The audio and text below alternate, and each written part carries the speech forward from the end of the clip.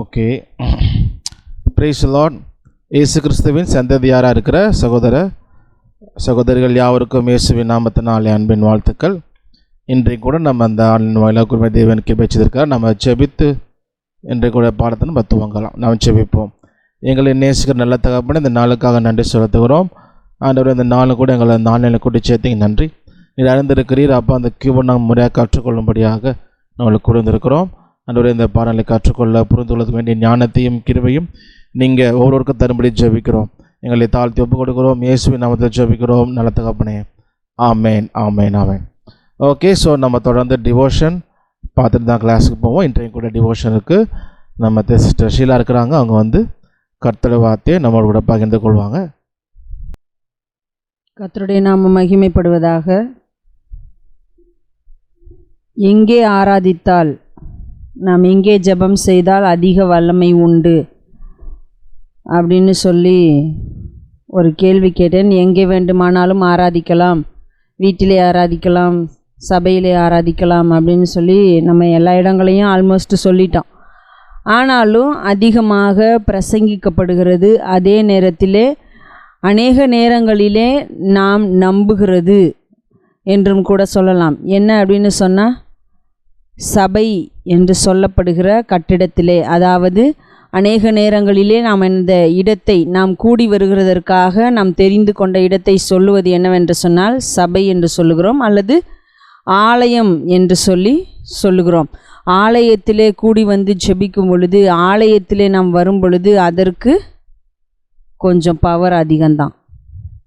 நம்ம அங்கே வந்து ஜெபித்தால் அதற்கு சீக்கிரத்திலே பதில் கிடைக்கும், அதற்கு வல்லமை அதிகம் உண்டு என்று சொல்லி அநேக விஷயங்கள் பிரசங்கிக்கப்படுகிறது. நாமும் கூட ஒரு சில நேரங்களிலே அதை நம்புகிறவர்களாகத்தான் காணப்படுகிறோம். ஆனால் அது உண்மையா என்று சொல்லி பார்த்தால் நம்ம எல்லாருக்கும் தெரியும், வசனமும் தெரியும் என்னன்னு சொன்னால் அது உண்மை இல்லை அப்படின்னு சொல்லி. ஆனாலும் ஏதோ ஒரு நேரத்தில் அதை நாம் நம்புகிறவர்களாகவும் இருக்கிறோம், அது பிரசங்கிக்கப்படுகிறதாகவும் காணப்படுகிறது. அது ஏன்? அதற்கு அநேக வசனங்களும் உதாரணங்களாக கொடுக்கப்படுகிறது. பழைய ஏற்பாட்டிலிருந்து அநேக வசனங்களை எடுத்து பாருங்கள். ஆலயத்திற்கு வரும் பொழுது, அவன் ஆலயத்திலே ஜெபித்த பொழுது, ஆலயத்திலே அவர்கள் இருந்த பொழுது என்னவெல்லாம் நடந்தது, தேவன் ஆலயத்திற்கு கொடுத்திருக்கிற மகிமையை பாருங்கள் என்று சொல்லி அநேக காரியங்கள் சொல்லப்படுகிறதை நாம் பழைய ஏற்பாட்டு புஸ்தகங்களிலே வாசிக்கிறோம். நல்லது, அது இல்லை என்று சொல்லியும் நாம் சொல்ல முடியாது. ஆனால் உண்மையிலேயே தேவனை ஆராதிப்பதற்கு, தொழுது கொள்ளுவதற்கு, ஆராதனை என்பது நம் வாழ்க்கை முழுமையும், அதே நேரத்திலே நம் கூடி தேவனுடைய பிள்ளைகளாக கூடி நாம் ஆராதிப்பதற்கு, அதே நேரத்திலே பழைய ஏற்பாட்டிலே அவர்கள் எப்படியெல்லாம் அந்த ஆராதனையை செய்தார்கள், குடும்பமாக இருக்கட்டும் அல்லது இஸ்ரவேல் ஜனங்களாக கூடியிருக்கும் பொழுது எந்த விதத்திலே ஆராதனை செய்யப்பட்டது என்பதையெல்லாம் நாம் பார்க்க வேண்டும். ஏனென்று சொன்னால் ஒரே விதத்திலேயே அன்றைய நாளிலிருந்து இன்றைய நாள் வரைக்கும் இருக்கிறதா என்றால் இல்லை. ஆதாம் ஏவாள் அவர்களுடைய நாட்களிலே, நோவாவின் நாளிலே, ஆபிரகாமின் நாளிலே, ஈசாக்கின் நாளிலே, யாக்கோபின் நாளிலே, இப்படி ஒவ்வொருவருடைய காலகட்டங்களையும் நாம் எடுத்துக்கொள்ளும் பொழுது எல்லாரும் ஆலயத்திலே சென்றுதான் தேவனை தொழுது கொண்டார்களா? ஆலயத்திலே சென்றுதான் பலி செலுத்தினார்களா? ஆலயத்திலே சென்றுதான் எல்லா காரியங்களையும் செய்தார்களா என்றால் இல்லை என்பது நம் எல்லாருக்கும் தெளிவாக தெரிந்த ஒரு விஷயம். அப்போ எப்படி தான் அவர்கள் செய்தார்கள்? ஆதாம் ஏவாளை நாம் பார்க்கும் பொழுது அந்த ஏதேன் தோட்டத்திலே அனுதினமும் தேவன் வந்து அவர்களோடு பேசுகிறவராக காணப்பட்டார். அவர்களும் தேவனோடு பேசினார்கள், தேவனுக்கு ஏற்ற வாழ்க்கையை வாழ்ந்தார்கள். ஒரு நாளிலே அவர்கள் தேவனுக்கு ஏற்ற வாழ்க்கையை வாழாத பொழுது, பாவத்திலே விழுந்த பொழுது அவர்கள் அங்கிருந்து துரத்தப்பட்டார்கள். இப்போ அடுத்ததாக எப்படி தான் தேவனை தொழுது கொண்டார்கள், ஆராதித்தார்கள், தேவனுக்கு பலி செலுத்தினார்கள் என்று சொல்லி நம்ம பார்க்கும் பொழுது ஆதியாகம புஸ்தகம் 8ஆம் அதிகாரம் 20ஆம் வசனம், 12ஆம் அதிகாரம் 7ஆம் வசனம், 8ஆம் வசனம், 21 அதிகாரம் 33 ஆதியாகமம் 8:20, 12:7-8 இந்த 2 பகுதிகளிலே நாம் பார்க்கும் பொழுது நோவா காலத்திலாகட்டும் ஆபிரகாமின் காலத்திலாகட்டும் அவர்கள் பலிபீடத்தை கட்டி தேவனை தொழுது கொண்டார்கள். பலிபீடத்தை கட்டி பலி செலுத்தினார்கள், தேவனை தொழுது கொண்டார்கள் என்று நாம் வாசிக்க முடியும். அதை தேவன் சுகந்த வாசனையாக முகர்ந்தார் என்றும் நாம் வாசிக்கிறோம். அப்போ தேவன் அதை ஏற்றுக்கொண்டார், தேவன் அதை அங்கீகரித்தார் என்று சொல்லி நம்மால் பார்க்க முடிகிறது. அடுத்ததாக 21 அதிகாரம் ஆதியாகமம் 21:33 நாம் வாசிக்கிறோம். பெயர் சபாவிலே அவர் ஒரு தோப்பை உண்டாக்கி, அதாவது ஆபிரகாம் ஒரு தோப்பை உண்டாக்கி அங்கே தேவனுடைய நாமத்தை தொழுது கொண்டார், பலிபீடத்தை கட்டி தொழுது கொண்டார் என்று தான் நம்ம இப்படியே தான் வாசித்து கொண்டே வருகிறோம். அப்போது இவர்களுடைய காலங்களிலெல்லாம் பலிபீடத்தை கட்டி தேவனை தொழுது கொள்ளுகிறார்கள், பலி செலுத்துகிறார்கள், தேவன் அதை அங்கீகரித்து கொண்டே வருகிறார். அதே நேரத்தில் அவருடைய சந்ததியினுடைய காலகட்டங்கள் தொடர்ந்து வந்து கொண்டே இருக்கிற பொழுது மோசேயின் நாட்கள், இப்போ இஸ்ரவேலர் என்று சொல்லுகிற ஒரு பெரிய கூட்டம், ஒரு பெரிய ஜனம் உருவாகி இருக்கிறது என்பதை நாம் பார்க்க முடிகிறது. யாக்கோபின் நாட்களிலும் கூட நம்ம பார்க்கும் பொழுது ஒரு 70 பேர் எகிப்திற்கு போனார்கள் என்று தான் நம்ம வாசிப்போம். இப்போ எகிப்திலிருந்து அவர்கள் மறுபடியுமாக விடுதலையாகி வரும் பொழுது அவர்கள் ஒரு லட்சக்கணக்கான ஜனங்களாக நிற்கிறதை நாம் பார்க்க முடிகிறது. அப்போது அந்த நாளிலே மோசேயின் மூலமாக தேவன் அவர்களிடத்தில் பேசி அவர்களுக்கு சொன்ன ஒரு விஷயம் என்னவென்று சொன்னால், நீங்கள் நான் உலாவுகிறதற்கு, நான் தங்குவதற்கு ஒரு ஆசரிப்பு கூடாரத்தை உண்டு பண்ணுங்கள், அதை நீ எப்படி செய்ய வேண்டும் என்பதையெல்லாம் மோசேக்கு தெளிவாக சொல்லுகிறார். அதை செய்யக்கூடிய ஞானத்தையும் அங்கு இருந்ததான மக்களுக்கு கொடுக்கிறார் என்று சொல்லி நம்ம பார்க்கிறோம். அப்போது இவைகளெல்லாம் அவர்களுக்கு கொடுக்கப்படுகிறது. இப்போ பலிபீடம் நேராக ஆண்டவர் வந்து பேசின காலம் முடிகிறது. அடுத்ததாக பலிபீடம் கட்டப்படுகிறது, அந்த காலமும் முடிகிறது. தோப்பு உண்டாக்கி தொழுது கொள்ளுகிறார்கள், அந்த காலமும் முடிகிறது. இப்பொழுது தேவனால் ஒரு மாடல், ஒரு மாதிரி காண்பிக்கப்படுகிறது. அதன்படியாக ஒரு ஆசரிப்பு கூடாரம் உண்டாக்கப்படுகிறது. இப்போ ஆசரிப்பு கூடாரத்திலே அவர்கள் தேவனை தொழுது கொள்ளுகிறார்கள். அதிலே பகுதி பகுதியாக பிரிக்கப்படுகிறது. பிரகாரம், பரிசுத்த ஸ்தலம், மகா பரிசுத்த ஸ்தலம் என்று பிரிக்கப்படுகிறது. எங்கெங்கே யார் யார் பிரவேசிக்கலாம், எதை யார் யார் தொடலாம், எதை யார் தொடக்கூடாது, எந்த ஜனங்கள் எங்கே வரைக்கும் வரலாம், எந்த கோத்திரத்தார் எதை செய்ய வேண்டும், எந்த கோத்திரத்தில் உள்ள எந்த சந்ததியார் எதை செய்யலாம், எதை செய்யக்கூடாது என்று சொல்லி இப்படி அநேக கட்டளைகளும் கற்பனைகளும் நியமங்களும் அவர்களுக்கு கொடுக்கப்பட்டது. அதன்படியாக அவர்கள் ஆசரிப்பு கூடாரத்திலே தேவனை தொழுது கொள்ளுகிறார்கள் என்று சொல்லி நம்ம பார்க்க முடிகிறது. இந்த காலகட்டம் எந்த நாள் வரைக்கும் என்று சொல்லி நம்ம பார்க்கும் பொழுது தாவீதினுடைய நாட்கள் வரைக்கும் இப்படியாக அவர்கள் ஆசரிப்பு கூடாரத்திலே தேவனை தொழுது கொள்ளுகிறார்கள், அங்கே வந்து பலி செலுத்துகிறார்கள். தேவன் அவர்களுக்கு கட்டளையிட்ட எல்லா நியமங்களின்படியும் செய்து கொண்டே வருகிறார்கள். இப்போ தாவீதுக்கு ஒரு ஆசை வருகிறது. என்ன அப்படின்னு சொன்னால், நான் கேதுரு மரங்களால் செய்யப்பட்ட கட்டப்பட்ட வீட்டில் குடியிருக்கும் பொழுது தேவன் தங்கும் ஸ்தலம், தேவன் வாசஸ்தலம், வசிக்கும் ஸ்தலம், தேவன் வந்து தாபரிக்கிற ஒரு இடம், தேவன் நான் இங்கே இருப்பேன்னு சொன்ன ஒரு இடம் ஒரு கூடாரமாகவே இருக்கிறதே என்று சொல்லி அவர் நினைத்து, இப்போ அவர் என்ன நினைக்கிறார்னு சொன்னால், ஆண்டவருக்கும் நான் வந்து கேதுரு மரங்களால் தேவதாரு விருட்சங்களால் ஒரு ஆலயத்தை கட்ட வேண்டும் என்று சொல்லி அவர் விருப்பப்படுகிறார். இதை நாம் 2 சாமுவேல் 7ஆம் அதிகாரம் முழுமையுமாக வாசிக்கும் பொழுது அதை நாம் தெரிந்து கொள்ள முடியும். அதில் 1 5 வசனங்களை மாத்திரம் நம்ம இப்போ பார்க்கலாம். 2 சாமுவேல் 7ஆம் அதிகாரம் முழுமையுமாக நீங்கள் பிற்பாடு வாசியுங்கள். இப்பொழுது நம்ம 1 5 வசனங்களை மாத்திரம் வாசிக்கலாம். கர்த்தர் ராஜாவை சுற்றிலும் இருந்த அவனுடைய எல்லா சத்துருக்களுக்கும் அவனை நீங்களாக்கி இளைப்பார பண்ணினபோது அவன் தன் வீட்டிலே வாசமாயிருக்கையில் ராஜா தீர்க்கதரிசியாகிய நாத்தானை நோக்கி, பாரும், கேதுரு மரங்களால் செய்யப்பட்ட வீட்டிலே நான் வாசம் பண்ணும்போது தேவனுடைய பெட்டி திரைகளின் நடுவே வாசமாயிருக்கிறதே என்றான். அப்பொழுது நாத்தான் ராஜாவை நோக்கி, நீர் போய் உம்முடைய இருதயத்தில் உள்ளபடியெல்லாம் செய்யும், கர்த்தர் உம்மோடு இருக்கிறாரே என்றான். இப்போ தன்னுடைய ஆசையை ராஜா ஒரு தீர்க்கதரிசிக்கிட்ட சொல்கிறாரு. இப்போ தீர்க்கதரிசி என்ன சொல்கிறார் அப்படின்னு சொன்னால், உம்முடைய ஆசை ரொம்ப நல்ல ஆசை, நீங்கள் போய் அதை செய்யுங்க. ஏன் அப்படின்னு சொன்னால், கர்த்தர் உம்மோடு இருக்கிறாரே அப்படின்னு சொல்லி அவருக்கு ஒரு நல்ல ஒரு வாழ்த்துதல் செய்தியை கொடுக்குறாரு. அடுத்தது என்ன நடக்குது அப்படின்னு 4ஆம் வசனத்தில் பார்த்தோம் என்றால், அன்று ராத்திரியிலே கர்த்தருடைய வார்த்தை நாத்தானுக்கு உண்டாகி அவர், நீ போய் என் தாசனாகிய தாவீதை நோக்கி கர்த்தர்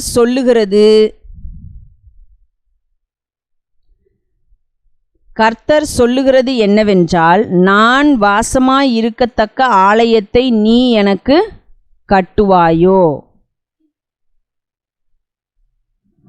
அதை தொடர்ந்து நம்ம வாசிக்கும் பொழுது இன்னும் ஒரு சில காரியங்களை நம்ம தெளிவாக புரிந்து கொள்ள முடியும்.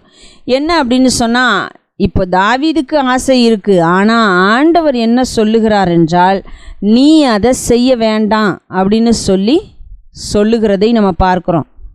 நாத்தான் தீர்க்கதரிசியும் வாழ்த்து தான் சொல்கிறாரு, நல்ல ஆசை, உம்முடைய இருதயத்தில் உள்ளபடியெல்லாம் செய்யும், கர்த்தர் உம்மோடு இருக்கிறார். ஆனால் அன்றைக்கு ராத்திரியே ஆண்டவர் நாத்தான்ட்ட சொல்கிறாரு, தாவீது எனக்கு ஆலயத்தை கட்ட வேண்டாம், அவனுடைய கற்ப பிறப்பாய் இருக்கிறவன் அதை செய்வான் அப்படின்லாம் சொல்கிறார். அப்போது அநேக நேரங்களிலே நமக்கு ஆசை இருக்குது, நம்ம அநேக காரியங்களை செய்ய வேண்டும் என்று நினைக்கிறோம். அதற்காக நாம் தேவன் நம்மோடு கூட தான் இருக்கிறாரு, நம்ம எதை செய்தாலும் அவர் அங்கீகரிப்பார் என்று நினைக்கிறோம். இதெல்லாம் நடக்குது. ஆனால் இங்கே தாவீதினுடைய வாழ்க்கையில் நம்ம அதை பார்க்கிறோம். ஆலயத்தை கட்ட வேண்டும் என்கிற ஆசை வருகிறது, ஆனால் தேவன் அதை வேண்டாம் என்று சொல்லுகிறார். தீர்க்கதரிசியும் செய்யுங்க அப்படின்னு சொல்லிட்டு போனாலும் ஆண்டவர் அவரோடு பேசின பொழுது ஆண்டவருடைய வார்த்தைக்கு, இங்கே நாத்தான் தீர்க்கதரிசியும் சரி தாவீதாகட்டும் 2 பேரும் தேவனுடைய வார்த்தைக்கு செவி கொடுக்கிறவர்களாக இருந்து அதை அப்படியே விட்டுவிட்டு தேவன் என்ன சொல்லுகிறாரோ அதை செய்ய ஆரம்பிக்கிறார்கள். அப்போது நம்முடைய ஆசை நல்ல ஆசையாக இருக்கலாம், ஆனால் தேவனுக்கு அதில் பிரியமில்லை என்று சொன்னால் அதை நாம் அங்கேயே நிறுத்தி விடுவது மிகவும் நல்லது. நல்ல காரியங்கள் எல்லாம் தேவன் பிரியப்பட வேண்டும் என்று சொல்லுகிற அவசியமில்லை. இப்போ தேவன் சொன்னபடியே சாலமோனுடைய காலத்திலே தேவாலயம் கட்டப்படுகிறது. அதுக்கும் தேவன் இடத்தை காட்டுகிறார். இந்த இடத்திலே கட்ட வேண்டும் என்று சொல்லப்படுகிற விஷயத்தை பார்க்கிறோம். 2 சாமுவேல் 24ஆம் அதிகாரம், 2 நாளாகமம் 3ஆம் அதிகாரம் இரண்டையும் வாசித்து பார்க்கும் பொழுது அந்த விஷயங்களும் தெளிவாக நாம் புரிந்து கொள்ள முடியும். எப்படி தேவாலயத்திற்கு என்று இடம் நிர்ணயிக்கப்பட்டது, எப்படி தேவாலயம் கட்டப்பட்டது, எந்தெந்த விதங்களிலே கட்டப்பட்டது, எப்படி தேவன் அதற்கென்று ஆட்களை நியமித்தார் என்றெல்லாம் சொல்லி நம்ம தெளிவாக வாசிக்க முடிகிறது. இப்போ சாலமோனுடைய காலத்திலே தேவாலயம் கட்டப்படுகிறது. சாலமோனுடைய காலம் முடியும் பொழுதே தேவாலயம் மாத்திரமல்லாமல் பொற்கன்று குட்டிகளும் செய்யப்பட்டு வைக்கப்படுகிறதை நாம் பார்க்கிறோம். ஏன் இவைகள் நடந்தது, இதற்கு பிற்பாடு இன்னும் என்ன காரியங்கள் வந்தது என்றெல்லாம் சொல்லி நாம் வருகிறதான நாட்களிலே பார்க்கலாம். ஆனால் இந்த விஷயங்களை நீங்கள் தியானித்து பாருங்கள். பலிபீடம், ஆசரிப்பு கூடாரம், தேவாலயம் கட்டப்பட்ட பிறகு எங்கேயும் அவர்கள் ஆசரிப்பு கூடாரத்தை நியமிக்கவில்லை. அப்போ ஒவ்வொன்றாக தேவன் மாற்றும் பொழுது அதை நாம் பின்பற்றுகிறவர்களாக காணப்பட வேண்டும். இல்லை அதுதான் இதுதான் என்று சொல்லி கொண்டு இருக்க வேண்டிய அவசியம் இல்லை. அப்போ இன்றைக்கு நமக்கு என்ன காரியம் இருக்கிறது என்பதை வருகிறதான வாரங்களிலே நாம் தியானிப்போம். அதை பின்பற்றுகிறவர்களாக இருப்போம். தேவன் தாமே நம்மோடு கூட இருந்து நம்மை வழி நடத்துவாராக. ஓகே, ஸோ நல்ல வார்த்தை கேட்டோம், தொடர்ந்து கேட்போம். ஓகே, நம்ம பார்க்குற அந்த தியரி இருக்கு இல்லையா? ஸோ தியரிஸ் வந்து ரொம்ப நிறையா இருக்காது, ரொம்ப கொஞ்சமாக தான் இருக்கும். இப்போது மேஜருக்கு நம்ம எழுதணுன்னா மைனருக்கு ஈஸியாக நீங்களே எழுதிடலாம். ஆனாலும் ஒரு வாரம் லெசனுக்கு கேப். ஏன் அப்படின்னா வாசிக்கிறதுக்கு தான் கேப். நீங்கள் அந்த ஸ்கேல், மேஜர் ஸ்கேல் சி மேஜர்லேருந்து பி மேஜர் வரைக்கும் அந்த 7, அதே போல் மைனர் ஸ்கேல் சி மேஜர்லேருந்து பி மைனர், அப்புறம் ரிலேட்டிவ் ஸ்கேல்ஸ், அப்புறம் major chord construction, major and minor, அதே போல் மேஜர் அண்ட் மைனர் இன்வர்ஷன் இப்போ பார்த்துட்ருக்கிறது, அப்புறம் ப்ரோக்ரெஷன். ஸோ இது எல்லாமே நீங்கள் டெய்லியுமே ஒன் டைமாவது எல்லாத்தையும் வாசிச்சிடணும். ஒரு 15 to 20 minutes ஆகும். அவ்வளோ ஆகாதுன்னு நினைக்கிறேன். மேபி 10 minutesல கடன்னு வாசிச்சிடலாம். ஓகே, அந்த நோட்ஸ் கொஞ்சம் என்ன சொல்ல, கொஞ்சம் தரவாக இருக்கணும். அதே ஃபிங்கர் கொஞ்சம் ஃப்ளெக்சிபிள் ஆகணும், ட்ரெயின் ஆகணும். ஸோ அதுக்கு தான் வந்து இந்த ஒரு வாரம் கேப். ஸோ அதனால் தியரி இது 2 4 தான் 7 தான் அப்படின்னு சொல்லிட்டு வாசிக்காமல் விட்றாதீங்க. ஸோ வாசிக்கிறது தான். ஓகே, உங்களுக்கு வந்திருக்கா? ஓகே, வந்திருக்கு. ஓகே, ஸோ நம்ம இப்போ வந்து கார்ட்ஸ் பார்த்துட்ருக்கோம். கார்ட்ஸில் கன்ஸ்ட்ரக்ஷன் பார்த்துட்டோம். எப்படி இப்போது ஒரு கார்டுக்கு என்னென்ன நோட்டு வரும் அதை நம்ம ஃபார்முலாவோட மேஜர் மைனர் முடிச்சுட்டு, அப்புறம் இன்வர்ஷன். இப்போது சி மேஜர் கார்டு இருக்குன்னா சி மேஜர் கார்டு தான், அதை வேறு எப்படிலாம் நம்ம வந்து அந்த நோட் பொசிஷன் மாற்றி பிடிக்கலாம் அப்படின்னு பார்த்துருந்தோம். ஸோ இன்றைக்கி மைனர் பார்க்க போகிறோம். ஸோ ஒரு சில விஷயங்கள் நம்ம ஏற்கனவே பார்த்ததை பார்த்துட்டு போகலாம். ஓகே, ஸோ கார்ட்ஸ் அப்படின்னா ஒரு கீ இல்லை ஒரு நோட்டுக்கு அதிகமான நோட்ஸை அதை வந்து ப்ரெஸ் பண்ணி வாசிக்கிறது தான் கார்ட்ஸ் அப்படின்னு சொல்லுவோம். ஸோ கார்ட்ஸ் அப்படின்னாவே சிங்கிளாக வாசிக்கிறது இல்லை, மோர் தேன் 1 கீஸ். அது 2 3 4 இருக்கலாம். அது ஃபுல்லாகவே அப்படியே அமைக்கி நம்ம கார்ட்ஸ் வாசிப்போம். அதுதான் கார்டுடைய ஸ்டைல். ஓகே, ஸோ கார்ட்ஸில் major chords and minor chords பார்த்தோம். Okay, so minor chord formula நம்ம பார்த்தோம் 135, அதாவது மைனர் ஸ்கேலில் 135. அப்போ சி மைனர் கார்டு எப்படி கன்ஸ்ட்ரக்ட் ஆனிச்சு அப்படின்னா சி மைனர் ஸ்கேல், அதில் 135 அப்படின்னு சொல்லும்பொழுது சி இ ஃப்ளாட் ஜி, இதுதான் C minor chord. C minor ஸ்கேலில் தான் கன்ஸ்ட்ரக்ட் ஆகும். ஓகே, ஸோ இப்போ இன்வர்ஷன் அப்படின்னு சொல்லும்பொழுது இதுதான் நம்ம ரூட் கார்டு அப்படின்னு சொல்லுவோம். அதாவது சி இ ஃப்ளாட் ஜி. நம்ம நார்மலாக 135 அந்த நோட்ஸ் ப்ளே பண்ணும் பொழுது இந்த ஃபார்மேட்டில் சி இ ஃப்ளாட் ஜிங்கிறது ரூட் கார்டு அப்படின்னு சொல்லுவோம். எப்படி மேஜரில் 2 இன்வர்ஷன் பார்த்தோமோ அதே போல் மைனரில் 2 இன்வர்ஷன், சேம் பேட்டர்ன் தான். ஓகே, ஸோ ஃபஸ்ட் இன்வர்ஷன் அப்படின்னு சொல்லும் பொழுது இந்த சி வந்து விட்டுட்டு அடுத்த சி வாசிப்போம். அப்போது இ ஃப்ளாட் ஜி சி அந்த மாதிரி வந்துடும். இதுதான் ஃபஸ்ட் இன்வர்ஷன். இது 351 அப்படிங்கிறது வந்து நோட் நம்பர். ஓகேவா? ஸோ 1ன்னா அடுத்த சிக்கு போகிறதுனால அதை 1 அப்படி கவுண்ட் பண்ணி, இல்லை 8ன்னு கவுண்ட் பண்ணிக்கலாம். இது வந்து நான் புரிஞ்சதுக்காக தான் போட்டிருக்கேன். இந்த நம்பர் வந்து ரொம்ப ஸ்டாண்டர்டாக அப்படியே இருக்கணும் அப்படி இல்லை, பட் புரிஞ்சதுக்காக அடுத்த சியை 1ன்னு போட்டிருக்கேன். அப்படின்னா நம்ம 8 கூட போட்டுக்கலாம், 3 5 8 அந்த மாதிரி. Okay, so first inversion C வந்து நம்ம இந்த சியை வாசிக்காமல் அடுத்த ஆக்டேவ் சியை வாசிக்கிறப்போ இ ஃப்ளாட் ஜிசி அப்படி நமக்கு நோட்ஸ் கிடைக்கும். அப்போ இது ஃபஸ்ட் இன்வர்ஷன். ஓகே, ஸோ அதே போல் செகண்ட் இன்வர்ஷன் அப்படின்னு பார்க்கும் பொழுது இ ஃப்ளாட்டு கடைசியில் போயிடும், சியும் கடைசியில் போயிடும், இ ஃப்ளாட்டும் கடைசியில் போயிடும். ஸோ அப்போது நோட் பார்த்தீங்கன்னா ஜி சி இ ஃப்ளாட் அந்த மாதிரி இருக்கும். ஜி சி இ ஃப்ளாட், இது செகண்ட் இன்வர்ஷன். இந்த இன்வர்ஷன் எல்லாத்துக்குமே ஃபிங்கர் நம்பர் வந்து உங்கள் விருப்பம்தான், எது உங்களுக்கு கம்ஃபர்டபுளாக இருக்கோ அதை நீங்கள் யூஸ் பண்ணிக்கலாம். Okay so first inversion C கடைசியில் போயிடும், so E flat G C. Second inversion சியும் கடைசியில் போயிடும், இ ஃப்ளாட்டு பின்னாடி போயிடும், அப்போது ஜிசி இ ஃப்ளாட்னு வரும். இது செகண்ட் இன்வர்ஷன்.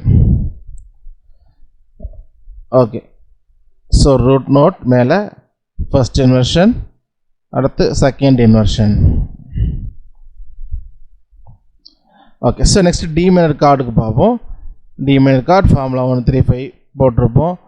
ஸோ இப்போ இதுலேருந்து நம்ம டிரைவ் டி மைனர் ஸ்கேல்லேருந்து பார்க்குறப்போ 135 வந்து டிஎஃப்ஏ, இதுதான் டி மைனர் கார்டு. ஸோ இதில் இன்வர்ஷன் அப்படின்னு சொல்லும் பொழுது இந்த டிஎஃப்ஏங்கிறது ரூட் கார்டு. ஓகே டிஎஃப்ஏங்கிறது ரூட் கார்டு.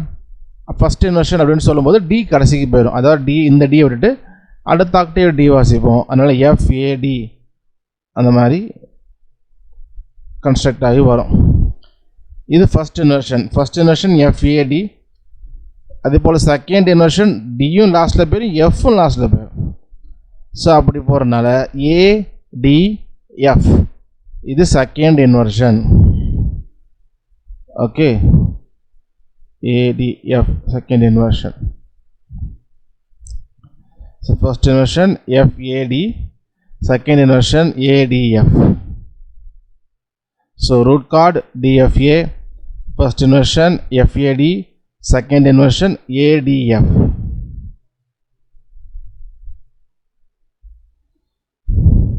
ஓகே ஸோ அதே போல் மற்றதுக்கும் நம்ம எழுதணும் சரியா. ஸோ அதை நீங்கள் ஹோம்ஒர்க்கில் எழுதுங்க. C sharp or D flat minor chord. So C sharp minor chord அதே 135 formula. So C sharpக்கு C sharp minor scale நம்ம பார்ப்போம். அப்போது C sharp E G sharp இதுதான் C sharp minor chordுடைய நோட்ஸ் நம்ம வாசிக்கிற இந்த 3 notes. Okay so root chord C sharp E G sharp தான் ரூட் கார்டு. ஃபஸ்ட் இன்வர்ஷன் சொல்லும்போது C sharp கடைசியில் போயிடும் இல்லையா. ஸோ அப்போது E G sharp C sharp அந்த மாதிரி இருக்கும். இதுதான் first inversion. Second inversion C sharpும் கடைசியில் போயிடும், ஈயும் கடைசியில் போயிடும். அப்போது G sharp C sharp E இதுதான் second inversion. First inversion E G sharp C sharp, second inversion G sharp C sharp E. Okay the root chord C sharp E G sharp root chord. First inversion E G sharp C sharp, second inversion G sharp C sharp E. Okay so அடுத்து வந்து நம்ம எப்படி இது exercise வாசிக்கிறது அப்படின்னு ஒரு short video பார்க்க போகிறோம். இன்வர்ஷன் வந்து இப்போ 2 தான் இருக்கா, இந்த 2க்கு மேலே இன்வர்ஷனே இல்லையா, வேறு பாசிபிலிட்டிஸே இல்லையான்னு சொல்லும்போது பாசிபிலிட்டிஸ் இருக்குது, ஆனால் அது வாசிக்க முடியாது. ஃபார் எக்ஸாம்பிள் இப்போது டி மைனரில் எடுத்துக்கலாம்.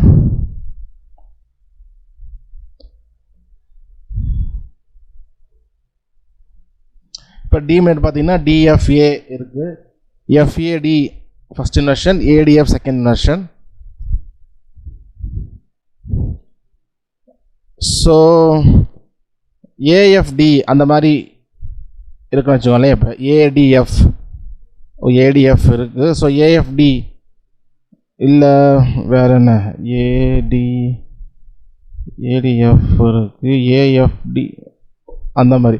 ஓகே ஸோ இப்போ ஏஎஃப்டி அப்படிங்கிற ஃபார்மேட் இப்போ இன்வர்ஷனில் இல்லை. சப்போஸ் நம்ம அது ஏஎஃப்டி பிடிக்கணும் அப்படின்னா ஏஎஃப்டி பார்த்திங்கன்னா அடுத்த ஆக்டேவில் போயிடும். ஸோ நமக்கு கை எட்டவே எட்டாது, பிடிக்க முடியாது. ஸோ அதனால் இந்த பாசிபிலிட்டிஸ், இந்த நோட்டை ஷஃபிள் பண்ணுறது இன்வெர்ட் பண்ணுறது 2 தானே கேட்டால் 2க்கு மேலேயும் இருக்குது, ஆனால் நம்ம அதை வந்து பிடிக்க முடியாது. ஸோ நம்மளால் வாசிக்க முடிஞ்சது 2 தான். ஸோ அதனால தான் நம்ம வந்து 2 இன்வர்ஷனோட தான் பார்க்குறோம். ஸோ அதை நீங்கள் மறந்துடக்கூடாது. ஓகே ஆட் பண்ணுறது கிடையாது. அதே போல் இப்போ சி மைனர் கார்டில் இன்வர்ஷன் வாசிக்கிறோம் அப்படின்னா அது வேறு கார்டு ஆயிருமானா இல்லை, அது சி மைனர் கார்டு தான். ஜஸ்ட் அந்த நோட்ஸ் வந்து முன்ன பின்ன இடம் மாறும். ஓகே ஸோ இன்றைக்கி நம்ம சி மைனர் கார்டு இன்வர்ஷன் பார்ப்போம். முதலாவது சி மைனர் கார்டு நம்ம ஃபார்மேஷன் பார்த்துருக்கிறோம். சி இ ஃப்ளாட் ஜி, இதுதான் C minor chord, C E flat G. Okay so first inversion சொல்லும் பொழுது இந்த சிக்கு பதிலாக இந்த சி. அப்போ E flat G C first inversion.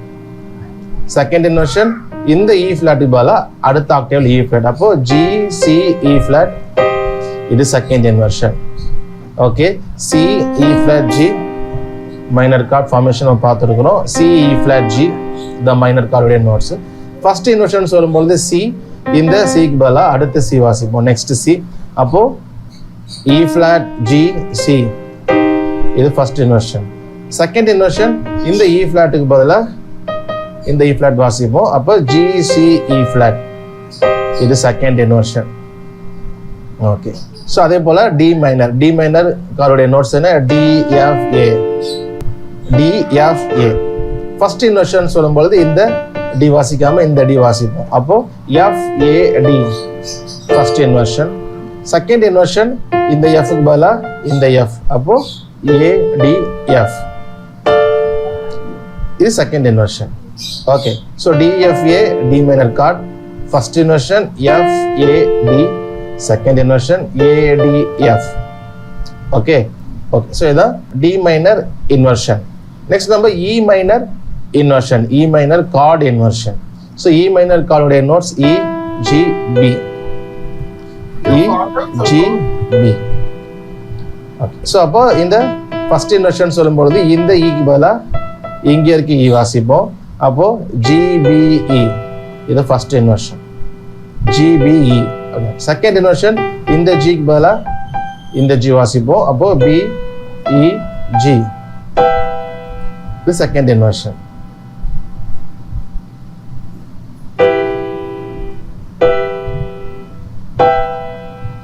Okay, second inversion.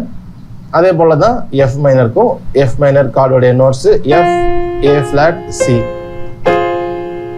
First inversion இந்த சிக்கு பதிலாக ஃபர்ஸ்ட் இன்வர்ஷன் இந்த எஃப்க்கு பதிலாக அடுத்த எஃப் வாசிப்போம். அப்போ A flat C F இது first inversion.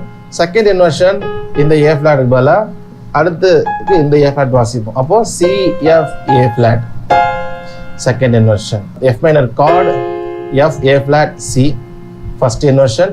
A flat C F second inversion.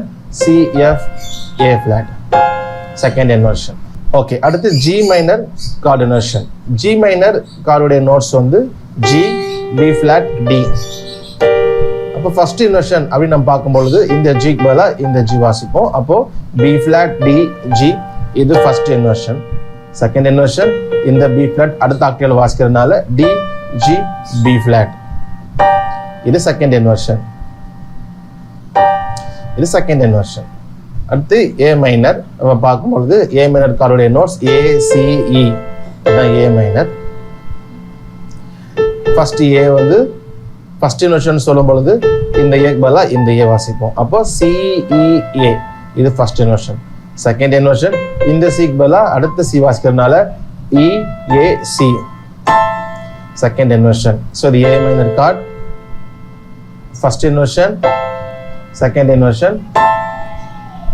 So அதே போல தான் B மைனருக்கும் B மைனர் கார்டுடைய notes B D F sharp first inversion அப்படின்னு பார்க்கும்பொழுது இந்த B பதிலாக அடுத்த B வாசிப்போம். அப்போ D F sharp B first inversion.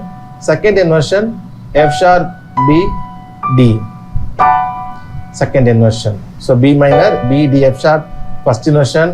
D F sharp B second inversion. F sharp B D. So இதே போல தான் ஷார்ப்புக்கு வரும். ஓகே, ஸோ நெக்ஸ்ட்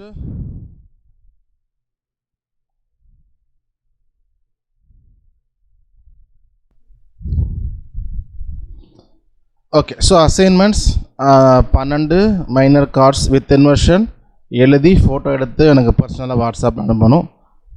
அப்புறம் வீடியோ அசைன்மெண்ட் வந்து 12 மைனர் கார்டு இன்வர்ஷன் வாசித்து அனுப்புங்க. சப்போஸ் டைம் இல்லைன்னா 7 மேண்டேட்ரி, அதாவது 7னா C minor, D minor, E minor, F minor, G minor, A minor, B minor. இது நம்ம நேச்சுரல் நோட்ஸ் சொல்லுவோம் இல்லையா. ஸோ அந்த 7 மைனர்ஸு கண்டிப்பாக அனுப்பணும், சரிங்களா. ஸோ டைம் இருந்ததுன்னா 12 நீங்கள் ஷார்ப்பு கூட வாசித்து அனுப்புங்க. அது வந்து ஓகே நல்லது தான் வாட்ச் அனுப்புறது, பட் டைம் இல்லை அப்படின்னு சொல்கிறவங்களுக்கு சொல்கிறேன். மேண்டட்ரி 7, ஆனால் கண்டிப்பாக 7 வந்து அனுப்பி ஆகணும். ஓகே, இது வீடியோ எடுத்த குரூப்பில் அனுப்பிடுங்க. மூணாவது சவுண்டு மேட்ச். நம்ம 4 நோட்ஸ் பார்த்துட்ருக்கோம். சாரி, ஸோ லாஸ்ட் கிளாஸில் 3 பார்த்துருப்போம். CDEF, DEFG, EFGA. ஸோ இதில் பார்த்தீங்கன்னா FGAD, AB, GABC ஒரு 5 இருக்கும் ஒன்றுலையும். ஸோ 20 எக்ஸசைஸ் இருக்கும். கண்டுபிடிச்சி மேட்ச் பண்ணி எழுதி ஃபோட்டோ எடுத்து பர்சனல் அனுப்பிடுங்க. ஸோ ரைட்டிங் அசைன்மெண்ட் எப்போவுமே பர்சனல் அனுப்பணும். வீடியோ அசைன்மெண்ட் எப்போதுமே குரூப்பில் அனுப்பணும். ஸோ அது சேம் ரூல் தான். ஸோ ஞாபகம் வச்சுக்கோங்க, சரியா? ஓகே, நான் குரூப்லேயுமே அசைன்மெண்ட்டை ஷேர் பண்ணுறேன். இன்னும் ஒரு 2 கிளாஸ் தான். Major card progression, minor card progression. அதோடு நம்ம தியரி, இந்த ட்ரைவ் தியரி முடிச்சிடும். அப்புறம் கொஞ்சம் தாளம் போவோம். தாளத்தில் போனோம்னா பாட்டு கொஞ்சம் சேர்த்து தான் பார்ப்போம். கொஞ்சம் இன்ட்ரெஸ்ட் ஆகிடும். ஆனால் வந்து இதை நம்ம கண்டிப்பாக கற்றுக்கணும். ஏன் வந்து தனியாக நம்ம பார்க்குறோம் அப்படின்னா, நம்ம ஒன்ஸு சாங் முன்னாடியே சொல்லிட்டோன்னா நம்ம இதெல்லாம் வாசிக்க மாட்டோம். அதனால் கடைசி வரைக்கும் இந்த லேக் இருந்துக்கிட்டே இருக்கும். ஸோ நமக்கு தரவாக இருந்தது அப்படின்னா கண்டிப்பாக அது யூஸ்ஃபுல்லாக இருக்கும். ஸோ அதனால தான் நம்ம இந்த தியரியை ஃபுல்லாக முடிச்சுட்டு தான் போவோம். நீங்கள் வாசிச்சாகும். ஏதாவது கொஸ்டின்ஸ் இருக்கா? ஓகே, ஸோ கொஸ்டின்ஸ் இந்த லெசனில் வேறு லெசனில் எப்போ வந்தாலுமே நீங்கள் குரூப்லேயும் கேட்கலாம். கண்டிப்பாக ஆன்சர் பண்ணுவேன். ஓகே, இந்த இன்வெர்ஷன் நான் போன சொன்னது போல 2 காரணத்துக்காக யூஸ் பண்ணுறோம். ஒன்று, நமக்கு வந்து டிஃப்ரெண்ட் ஃப்ளேவருக்காக. இப்போ C, E flat, Gனா ஒரு சவுண்ட் அழகாக கிடைக்கும். இப்போ ஃபஸ்ட் இன்வெர்ஷன் அடுத்த ஆக்டேவ் C பிடிக்கும்போது கொஞ்சம் ஷார்ப்பாக இருக்கும், பேஸ் கொஞ்சம் குறையும். அப்போ அந்த ஃப்ளேவர் மாறுது இல்லையா? ஸோ அதுக்காகவும். ரெண்டாவது முக்கியமான காரணம், இந்த இன்வெர்ஷன் அப்படிங்கிறது வந்து கார்ட் சேஞ்ச் பண்ணும்பொழுது ரொம்ப ஜம்ப் ஆகி போகிற மாதிரி இருக்கும். அப்போ நம்ம இன்வெர்ஷன் யூஸ் பண்ணி பக்கத்துலேயே பிடிக்க பார்ப்போம். அதை நம்ம சாங் போகும்பொழுது பார்ப்போம் எப்படி அந்த இன்வெர்ஷன் யூஸ் பண்ணி கார்டு பிடிக்கிறது அப்படின்னு. அது சாங்கோடையே சேர்ந்து வந்துடும், சரிங்களா? கண்டிப்பாக அதை பார்ப்போம். ஸோ கண்டிப்பாக இந்த வாட்டி கொஞ்சம் சாங்ஸ் யூஸ்ஃபுல்லாக இருக்கும், ஏன்னா நம்ம எக்ஸ்டெண்ட் பண்ணியிருக்கனால. ஆனால் ஸ்கேல்ஸ் ரொம்ப ரொம்ப ரொம்ப முக்கியம். ஸ்கேல்ஸ் தான் ரொம்ப முக்கியம். ஸோ அட்லீஸ்ட் Cலேருந்து B வரைக்கும் ஸ்கேல் கொஞ்சம் தரவாக இருக்கணும். ஃபார் எக்ஸாம்பிள் F மேஜர் வாசிங்கன்னா டக்குன்னு நீங்கள் நோட்ஸை பார்க்காம F மேஜர் வாசிக்கணும். அதே போல் F மேஜர் நோட்ஸ் சொல்லுங்கள் அப்படின்னா F, G, A, B flat, C, D, E, F அந்த மாதிரி சொல்லணும். ஸோ அப்படி இருந்ததுன்னா ரொம்பவே அது உங்களுக்கு யூஸ்ஃபுல்லாக இருக்கும், சரியா? ஸோ எல்லாருமே கண்டிப்பாக ஸோ அதுக்கு வந்து மனப்பாடம் பண்ணணுமா தனியாக உட்காந்தீங்கன்னா அப்படி இல்லை. டெய்லி ஒரு தடவை எல்லா நோட்ஸையும் வாசிச்சிங்கனாவே போதும், உங்களுக்கு ஆட்டோமேட்டிக்காக அது வந்து மைண்டில் ஏறிடும். ஸோ இன்னும் ஒரு 2 வாரம் இருக்குது. ஸோ 2 வாரமாக daily major scale, minor scale, relative scale, major chord construction, minor card construction, major card, minor chord inversion. So daily ஒரு தடவை ஃபுல்லாக வாசிட்டிங்க அப்படின்னா ரொம்ப யூஸ்ஃபுல்லாக இருக்கும். சரி, ஓகே. ஸோ கொஸ்டின் இல்லாததுனால நம்ம ப்ரேயர் பண்ணி கன்க்ளூட் பண்ணோம். மற்றதுனாலும் குரூப்பில் நீங்கள் வந்து ஷேர் பண்ணுங்கள், கேளுங்க, நான் ஆன்சர் பண்ணுறேன். ஓகே, நம்ம ஜெபிக்கலாம். எங்களை நேசிக்கிற நல்ல தகப்பனே, இந்த நாளுக்காக நன்றி செலுத்துகிறோம். இந்த நாள் கூட ஒரு சில காலையில் கற்றுக்கொண்டோம். தகப்பனே, இதை அறிந்து கொள்ள பொறுத்து உள்ள கிருபை தாங்க. நாங்கள் நேரத்தை ஒதுக்கி இதை வாசிக்க ப்ராக்டிஸ் பண்ண கிருபை தாங்க. ஆண்டவரே, நமக்கு ஸ்தோத்திரம். நாங்கள் இது எல்லாவற்றிலும் கற்று தேர்ந்தவர்களாக ஆகி உம்முடைய நாமத்தின் மகிமைக்காக இந்த தாழ்ந்துகளை பயன்படுத்த கிருபை செய்யுங்க. எங்களை தாழ்த்தி ஒப்பு கொடுக்குறோம். இயேசுவின் நாமத்தில் ஜெபிக்கிறோம் நல்ல தகப்பனே, ஆமேன். என் ஆத்மாவே கர்த்தரை ஸ்தோத்திரி, என் முழு உள்ளமே அவருடைய பரிசுத்த நாமத்தை ஸ்தோத்திரி. என் ஆத்மாவே கர்த்தரை ஸ்தோத்திரி, அவர் செய்த சகல உபகாரங்களையும் மறவாதே. ஆமேன், ஆமேன்.